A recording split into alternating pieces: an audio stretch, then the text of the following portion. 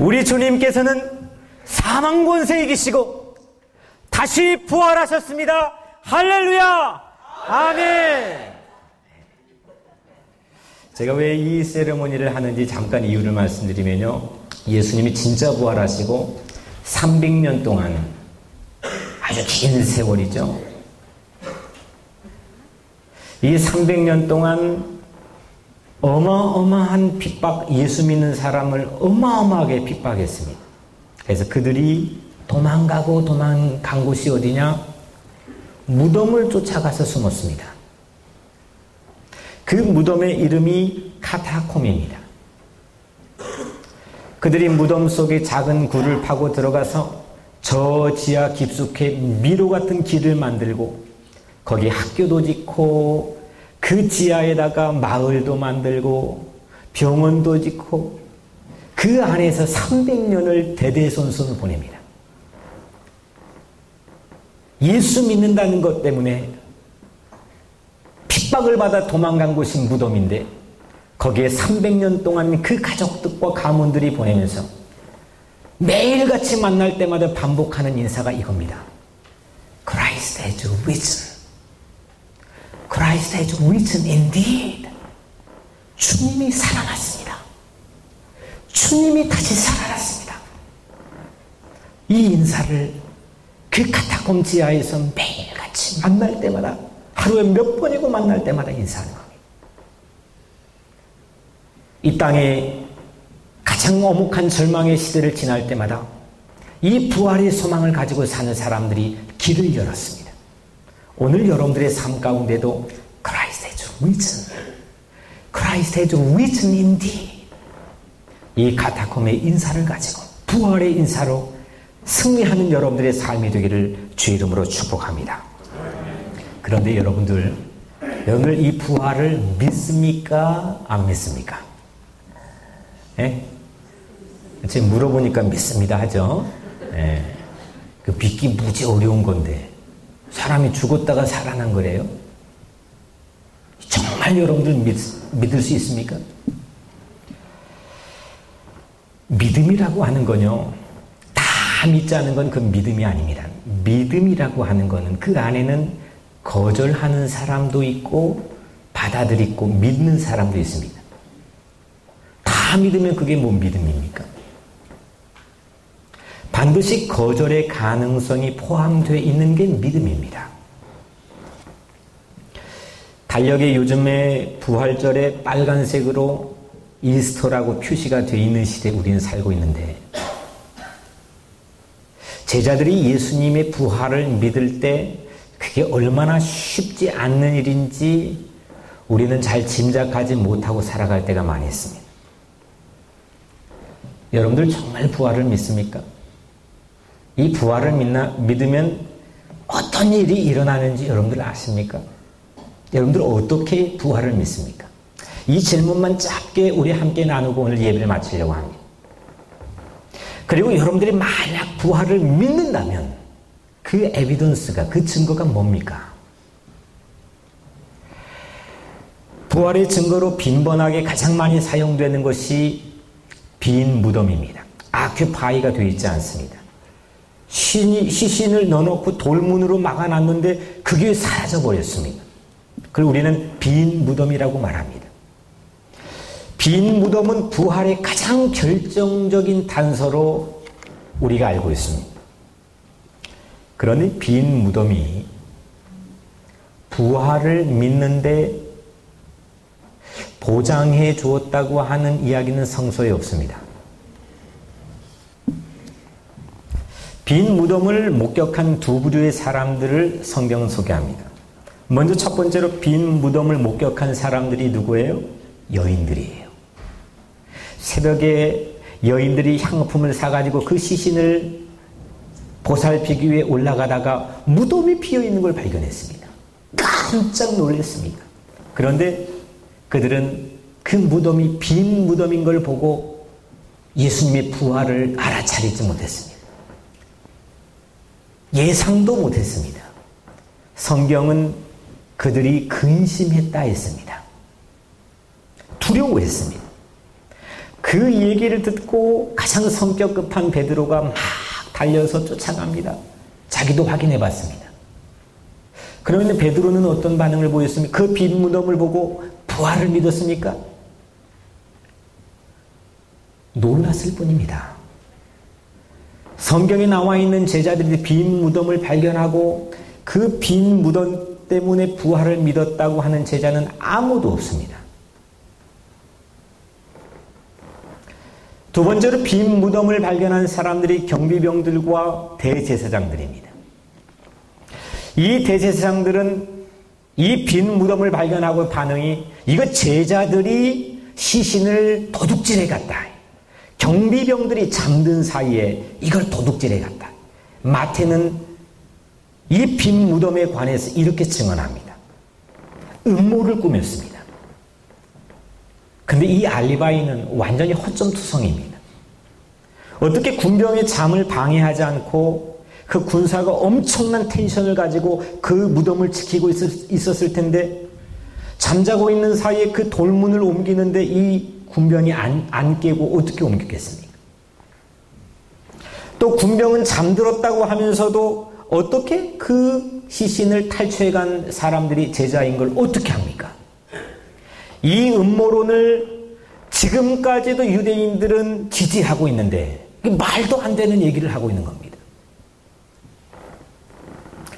여하튼 대제사장은 유대의 종교 지도자들은 그 빈 무덤을 보고 반응이 이거 시신 탈취 사건이라고 믿기로 작정합니다.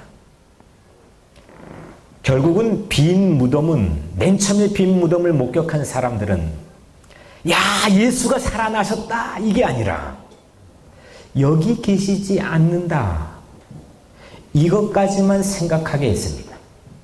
여기 없구나. 그리고 반응은 여러 갈래로 나타났습니다.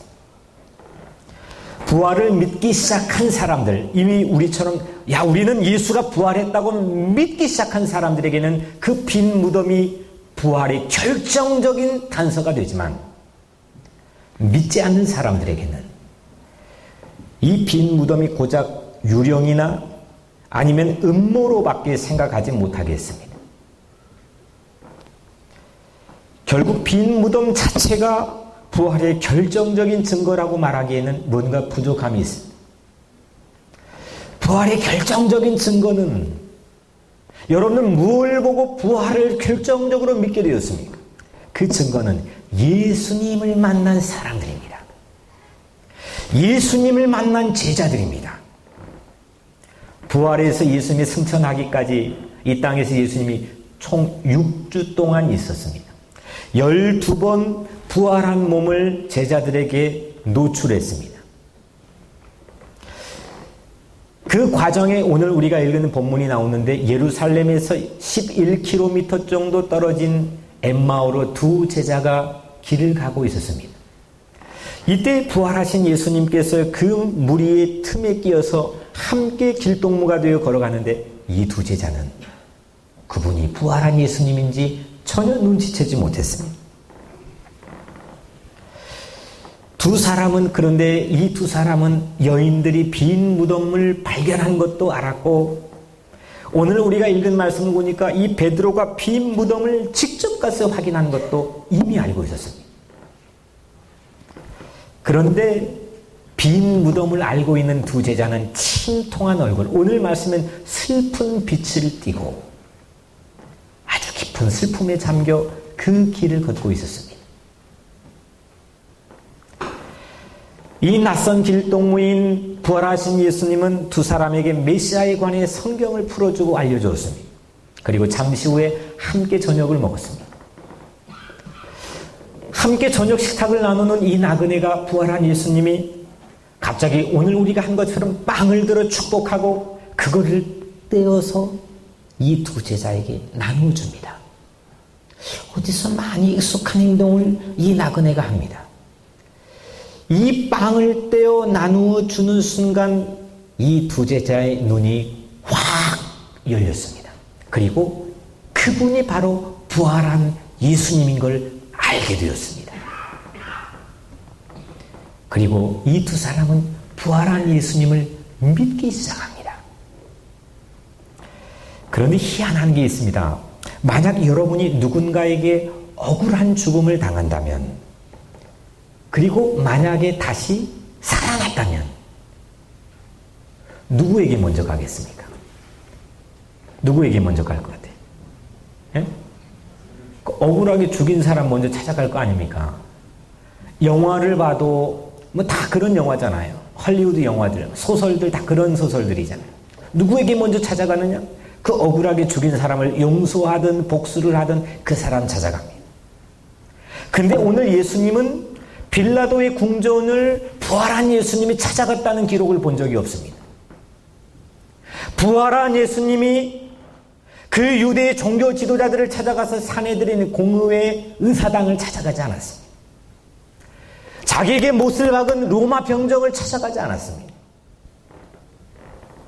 오늘 우리가 가지고 있는 복음서를 아무리 뒤져봐도 불신자가, 예수님을 믿지 않는 자가 부활한 예수님을 봤다는 그런 흔적은 아무도 찾을 수가 없습니다. 예수님은, 부활하신 예수님은 3년 동안 함께 있던 제자들에게 나타났습니다. 엠마오 도상에 걸어가던 두 제자에게 나타났습니다.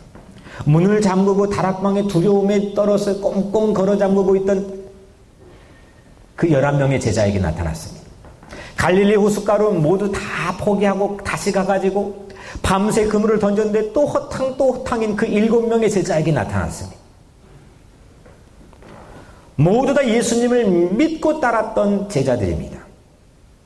그들이 낙담했을지라도, 그들이 도마처럼 의심했을지라도, 그들이 실망하고 슬픈 미색을 띠고 있을지라도 예수님은 그들에게 나타났습니다. 그리고 그들에게 부활신앙을 갖게 했습니다. 믿는 자들은 전혀 딴 사람으로, 이 부활을 믿기 시작한 제자들은 완전 딴판의 사람으로 바뀌었습니다. 희망과 용기를 갑자기 가지고 세상을 변화시키기 시작합니다. 6주 동안 예수님은, 부활한 예수님은 너무나 분명히 나타났기 때문에 제자들은 이제 부인할 자유조차도 박탈당했습니다. 예수님을 거절할 자유조차도 박탈당했습니다. 이 무리들, 제자들 가운데 늘 뒷짐지고 시니컬하게 예수 뭐 하나, 그 예수의 형제였던 야고보, 그 야고보도 있었고, 의심이 가득 차 있는 도마도 그 안에 있었고, 그리고 예수를 부인했던 배반자 베드로도 있었습니다. 그런데 그들이 예수님을, 부활한 예수님을 만나고 완전 전혀 딴판의 사람이 되었는데, 그들이 바로 부활의 결정적 증거가 됩니다. 부활한 예수님을 만난 사람들은 도저히 믿지 않을 수가 없었습니다. 그래서 그들은 빈 무덤보다 더 강력한 부활의 증거들이 되었습니다. 그들이 기록해 놓은 증언들을 우리는 보고 예수의 부활을 믿게 되었습니다. 그들이 변화된 삶의 모습을 보고, 야, 예수가 부활했구나, 우리는 믿게 된 겁니다. 복음서의 마지막을, 사복음서를 다 뒤져봐도요, 다락방에 꽁꽁 숨어가지고 비겁장의 모습을 가지고 있던 제자들, 그런데 몇 장만 넘어가 보니까 사도행전에서 거리와 감옥에서 공개적으로, 사람들에게 공개적으로 부활한 예수님을 보라고 선포했던 그 놀라운 변화, 이 제자들의 변화를 비교해보면 부활을 보지 않고서 이 어떻게 가능한 일이 될 수 있겠습니까? 부활은요, 그 부활을 경험한 사람들에게 대지진 같은 엄청난 변화를 제공해 줍니다. 이들만 변화되었습니까? 이들이 서 있는 곳에 역사가 바뀌었습니다. 이들이 서 있는 곳에 도시 문화가 바뀌었습니다. 이들의 만나는 사람마다 바뀌었습니다. 예수님 시대 100년, 앞뒤로 100년 사이만 봐도요, 내가 스스로 메시아라고 주장했던 사람이 찾아보니 15명, 최소 15명입니다. 근데 저는요, 그걸 찾아놓고도 이름을 기억하지 못합니다. 바람처럼 왔다가 그냥 사라졌습니다. 그런데 부활한 예수 그리스도는요, 지금 예수님을 믿지 않는 사람도 모르는 사람이 없습니다. 그리고 믿는 사람들도 우리가 살고 있는 이 시대에만 30억 명에 가깝습니다. 부활한 예수님을 본 소수의 사람들에게 뭔가가 이러는 겁니다. Something happened. 이리저리 끼워 맞춘 음모론에 목숨 걸겠습니까? 그렇게 비겁장이들이 그 음모론에 목숨 그럴 자격이나 됩니까? 그래서 그들을 우리는 증인이라고 부릅니다. 부활한 예수님은 더 광범위하고 지속적으로 나타내 보이지 않았습니다. 6주 동안 12차례 500의 형제 정도에게 보여줬습니다. 그렇다면 나머지 사람들은 어떻게 된 겁니까? 저도 부활한 예수님을 보지 않았습니다. 여러분들도 이 예수님을 보지 않았습니다. 예수님께서 도마에게 말씀합니다. 너는 나를 본고로 믿느냐? 보지 못하고 믿는 자들은 더 복되도다. 저는 부활한 예수님을 직접 보지 못했지만 저는 부활한 예수님을 믿습니다.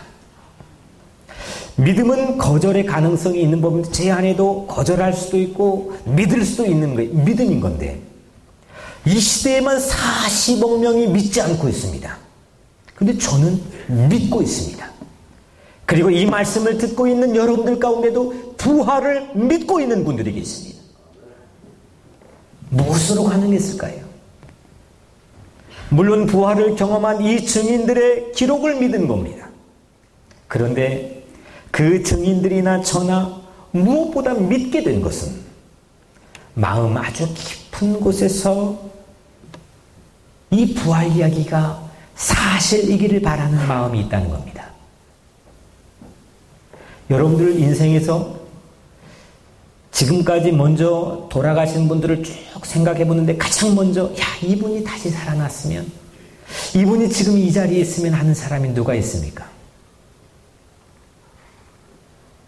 내 마음속에 성경을 읽으면 예수님이 정말 부활 이야기가 사실이기를 바라는 그 열망과 갈망이 오늘 성령이 주시는 마음입니다. 부활은 사실입니다.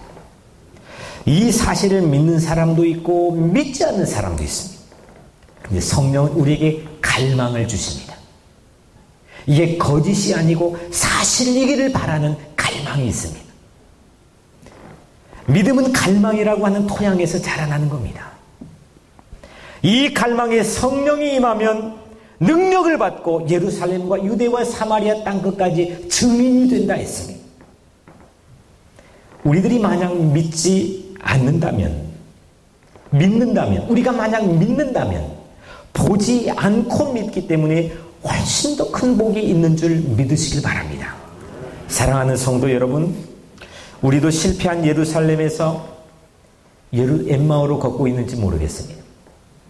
이미 잔뜩 내 삶의 과거에는 큰 트라우마가 있습니다. 내 죄의 흔적이 있습니다. 내 실패의 흔적이 있습니다. 내 삶이 파괴된 흔적이 있습니다. 그 예루살렘을 떠나 엠마오로 내 인생의 길을 걷고 있는지도 모르겠습니다. 근데 여러분들의 그 걷고 있는 도상 가운데 부활한 예수님이 나타나실 줄로 믿습니다. 오늘 이 말씀을 듣고 있는 것이 그 증거 아니겠습니까? 오늘 이 자리가, 여러분들이 앉아있는 이 자리가 엠마오 도상 아니겠습니까? 오늘 우리는 성경을 통해 이 예수님의 6주 프로그램 안에 담겨 있는 겁니다. 부활을 맛보고 변화를 맛볼 기회입니다. 그리고 여러분들이 이 부활의 결정적 증거가 되시기를 주 이름으로 간절히 축복합니다. 기도하겠습니다.